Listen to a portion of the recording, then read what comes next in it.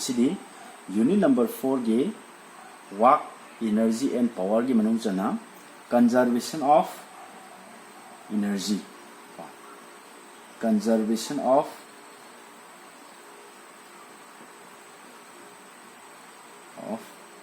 energy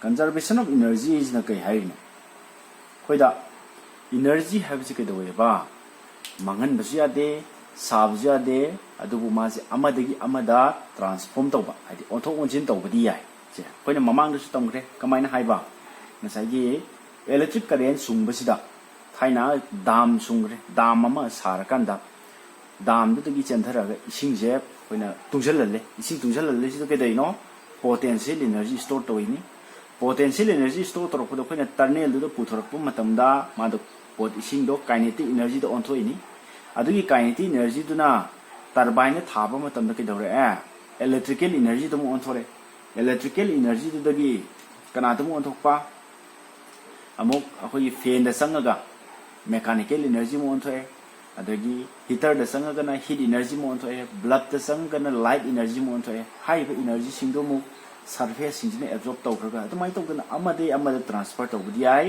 adu mangan nusya de sabsya de habne sibo koina conservation of energy haibne. It's really one of many laws of physics, and it says that energy cannot be created or destroyed. You're probably thinking, that can't be right. A line energy creates energy, electricity. But we don't actually create it. We start with energy that already exists in natural gas, coal, wind, and other sources of energy, and then use our generating processes to transform it into the electric energy that you use in your home. That's what all the equipment in our generating facilities is for. We transfer the energy from a raw resource into something more useful. However, even though energy can't be destroyed or lost, it can be wasted in the transfer from one type to another. Think about light bulbs. They transfer electrical energy into light, right? But older bulbs, like incandescent light bulbs, transformed electrical energy into light energy and heat energy. A lot of electrical energy was wasted as heat energy. That's why LEDs are so much more efficient. Nearly all the electrical energy transforms into light energy. So, energy is constantly changing forms, but it's not being created or destroyed. It's like the law.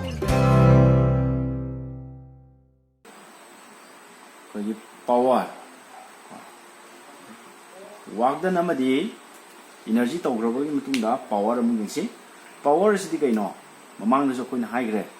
Power has the work done the time na divide tawbane na ko. Hadi unit time da work kamu yamna tawki habji sibo koina power ko we. Na power average power has kana na piba. Total work done da. Total work done jida kana na divide tawba. Time taken jina divide taw. Asai thabak tu bu tawbo matamda sangiba matamsi. Sina divide tawbu ji koina average power ko we. Dina work done by time. Average power. Power ya SI unity kana no. My SI unity koina mamang ju tong kiba watt hajine ko. Watt hajine. Ready? When instantaneous power harigati. Instantaneous power.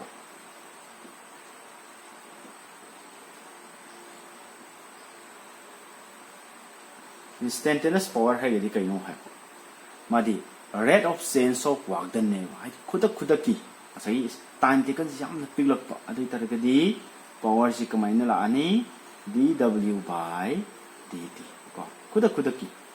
Mai to rate of change of work done ji bukoina instantaneous power ko derivative of work done hai samna mai ji SI unit watt ne dum wa adu de mu yeng se ba koina thaina mamang da hai ki ba 1 kilowatt hour hai ba se ma se kana no energy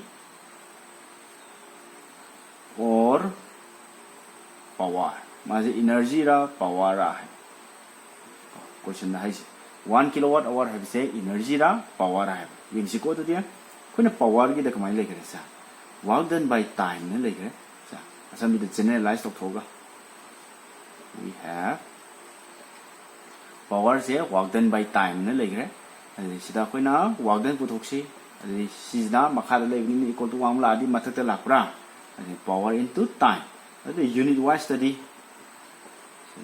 study work done je kamai la esa watt into kana di joule laktro work done gide joule equal to work done into kana second la adi mu yang si watt hai be mu to kon si kilowatt ana hapsan be abre mo ko kilo hai di 10 to power 3 ni value ka tane ba ma unit wise na unit na te ma di value ka tane adi second ji da kon hour hai be abra adi di kilowatt hour jina kana pire joule pire kilowatt hour ji kana tare di energy ta na power na ta yare ko adi di 1 kilowatt hour is energy dom on thok se energy ki value kya ni ang se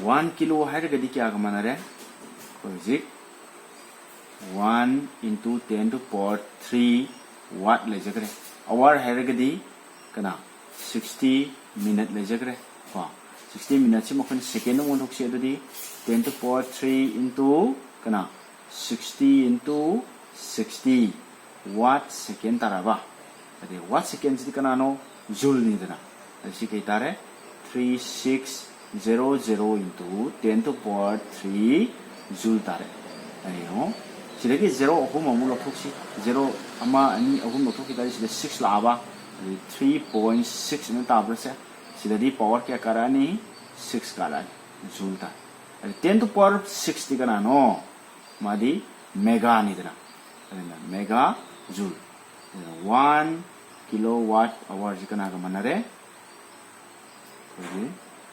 1 kilowatt hour jikana ga manare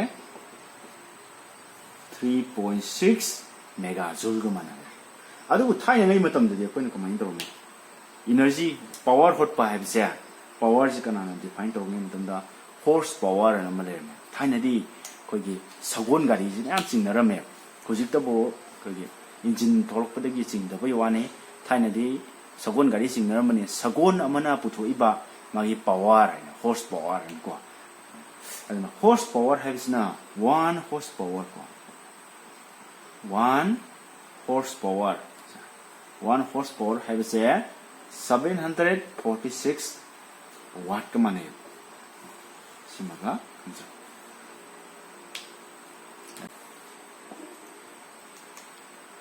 next ki topic collision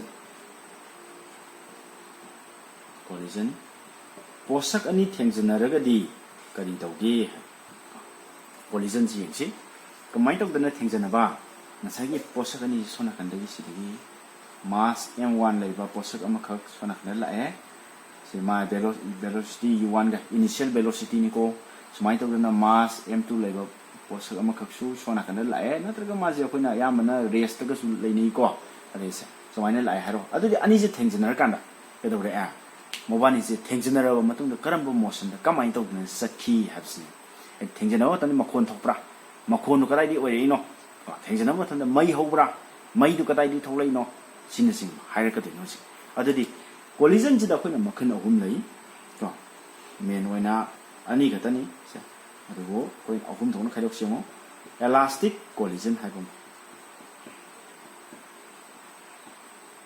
number 2 da inelastic collision haibum number 3 da completely inelastic collision sigi collision singji kamai to yengse koin elastic collision haigadi thengjanaraba matungda hariba sigi posak ani ji thengjanare m1 m2 ji thengjanaraba matungda mobani se m2 ji so kan chakro m1 ji so kan chakrai si b1 hairani b2 hairani final velocity ngata ko thengjanaraba matungda mobani se sona kan sanagre sanagiba matam jida hana sida leibo momentum duga haigi before collision da leiba total momentum siga after collision da leiba total momentum siga ani se manaraba adugi su mathakta sida leiba total kinetic energy before collision siga total kinetic energy after collision siga manara adugumba type of collision ji koina elastic collision ka waya adagi mo inelastic collision haragadi sagi sida leiba momentum before collision total momentum before collision siga total momentum after collision siga di manara adubu before collision ki total kinetic energy siga after collision ki total kinetic energy siga manadraba sugumba type of collision sina koina inelastic collision koi isam sam na harga kinetic energy conserve tawda ba haibani conserve tawbadi before happening duga after happening siga mana lo haibani ko ari before operation ga after operation ani do mana taragadi conserve tawre mana tragana conserve tawdre adudi elastic collision haitadi momentum su kinetic energy su conserve taw momentum su kinetic energy su conserve taw adubu inelastic collision haigana momentum di conserve taw adubu kinetic energy di conserve taw adubu completely inelastic collision haigana after collision da haibo posak ani ja sab manaba direction sumaina body amatangi type sumaina satmin nakiba m1 amadi m2 ja sab manaba velocity v go bomda tawra satmin nakiba sukuma type of collision sina khoina completely inelastic collision ko. Collisions happen when two or more objects come into contact with each other and a transfer of momentum and kinetic energy occurs. Collisions occur every time you hit a baseball, bounce a basketball, or play pool. When objects collide in the absence of external forces, they form a system in which the net momentum of both objects before the collision equals the net momentum of both objects after the collision. There are two types of collisions: elastic collisions and inelastic collisions. An elastic collision is defined as one in which no kinetic energy is lost, no damage is done to the objects involved, and there is no generation of heat. In the real world, no collision is perfectly elastic because so many other forces come into play, like friction, air resistance, and gravity. However, the game of pool offers a fairly good elastic representation. Pool tables and billiard balls are designed to reduce the effects of friction, resulting in close to ideal elastic collisions. When the cue ball hits the resting 8 ball, it sets the 8 ball in motion. Having transferred all of its momentum and kinetic energy, the cue ball comes to a rest. The net momentum of the cue ball before the collision equals the net momentum of the 8 ball after the collision. Momentum and kinetic energy are transferred and conserved.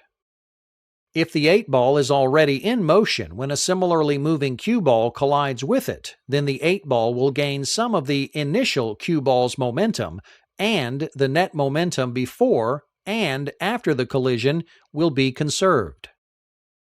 If the 8 ball and the cue ball are traveling at the same speed and collide head-on, then they will bounce off of each other with the same momentum, but in opposite directions.